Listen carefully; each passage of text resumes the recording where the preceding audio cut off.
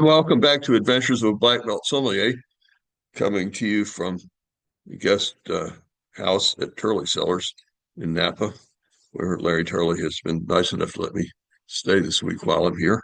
Um, Thanks to him for that. Um,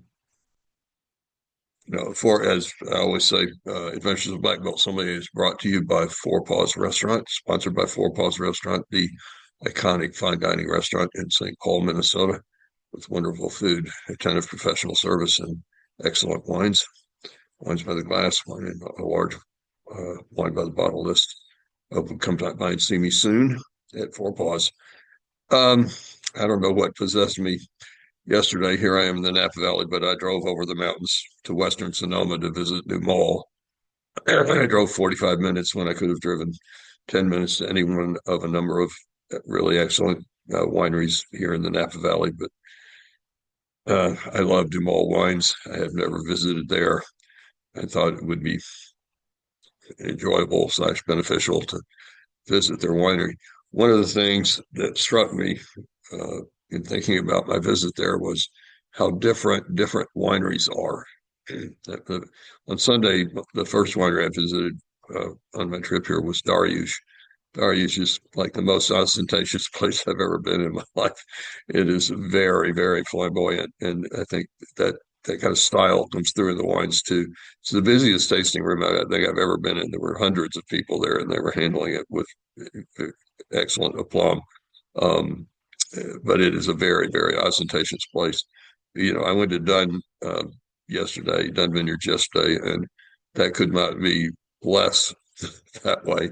There's abandoned farm equipment all over the place on your drive in. It's just where Randy and his wife and his kids live, and the vineyard's surrounded, and it's a very much a no frills winery, no frills approach to what they do. That also is very evident in the wines. It's just it couldn't be more different than Darioush. And then I went to Arkansas the other day. That is a small winery a lot of people have never heard of. They do make excellent wine, but this couple that owns this winery, they have invested an enormous amount of money into building this winery in a cave under the mountain. And um, I don't know. I'm not going to quote the number that the guy that conducted the tour quoted me, but it's a lot of money that invested to create this winery. Um, it's just interesting how different wineries are, all of which make excellent wine. Um, I would say some of the ones that I just mentioned make more excellent wine than some of the others, but I won't specify that. Yesterday I went to Dumol. Dumol could not be different. Dumol is an industrial place. It's basically a big warehouse in which a commercial warehouse in which they make wine. Um, there is like there's no decoration. There's barely a sign. Um, there was a little, chalkboard at the entrance saying "Welcome White Hill." That was about the limit of their ostentatiousness. But man, the wines, holy cow! I loved them all wines. Um, and I love them for being so true to the place and the vintage. They are absolutely transparent. There is no artifice. There is no um, adding on of anything. It's almost like at Dumol, they just empower Mother Nature to produce the wines, and then they put them in the bottle because there is there's no ostentatiousness. There is just pure, clean, beautiful fruit, um, and balance and specialness and typicity and expression of terroir and expression of vintage. Every wine I tasted, there was this is a consistent theme in the wines I tasted. They all were beautiful expressions of the vineyard and the vintage with no bells and whistles. It reminded me kind of years ago, I was the sommelier at a tasting of every vintage of the Gigal Lalas that had been produced up to that point. This was in, I think it was in 95 that I was the sommelier at this event. So we tasted quite a few of the Gigal Lalas, the La Turque, La Landon, and La Bouline. There was a very they were different. They were, each vintage was different. Each vineyard is different. On that day, the La Mouline really stood out, but in general, the La Turque is the wine that gets the most accolades. But there was this consistent thread to the wines that you could see. Well, I'm going to say in this case, you could see the hand of Etienne Gigal in the wines. They were consistent. This tasting yesterday with Dumol reminded me of that there is a consistent thread, consistent style, consistent philosophy behind the wines. But it's also very different because I didn't perceive the hand of any person in the wines. What I perceived was expression of, as I've said, vineyard and vintage.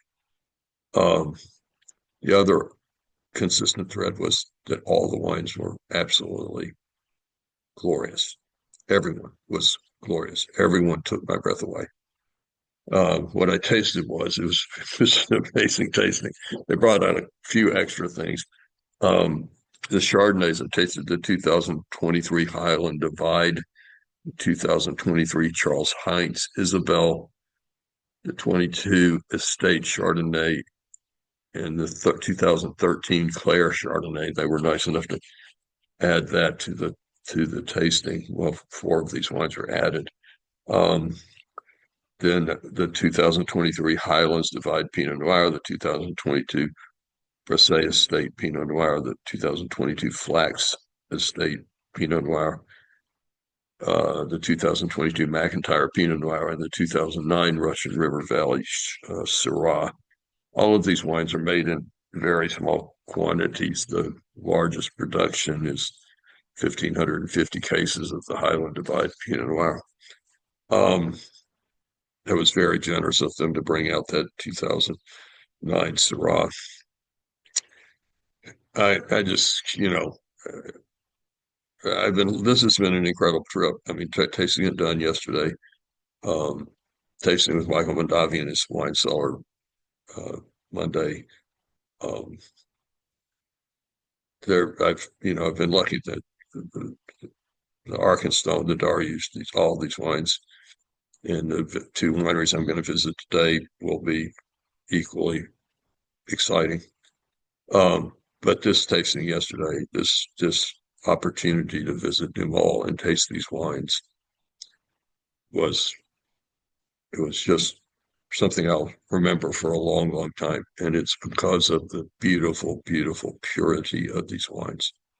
They are just kind of magical in their essential expression of what they are, with no hand, no manipulation, just purity, just pure essence of what they are. They are wonderful, wonderful wines. They are well worth inclusion in your cellar or on your restaurant wine list. No matter what you have, I would add some of these wines. They are absolutely fabulous, fabulous wines. It was a thrill to visit there yesterday and spend some time with the people that make those wines. See this, industrial building where you can make really, really great wine without soaring arched ceilings and stuff. Thanks for tuning in for Adventures of a Black Belt Sommelier. I hope you come see me at Four Paws sometime soon. I think it's a special restaurant. I'll do everything I can to help make sure that you have a wonderful time.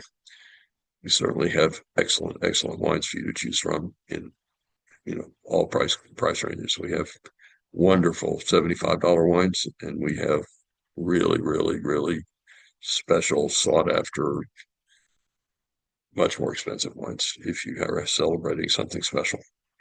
I hope you come by and see me soon at Four Paws Restaurant. Thank you for tuning in to Adventures with Black Belt Sommelier.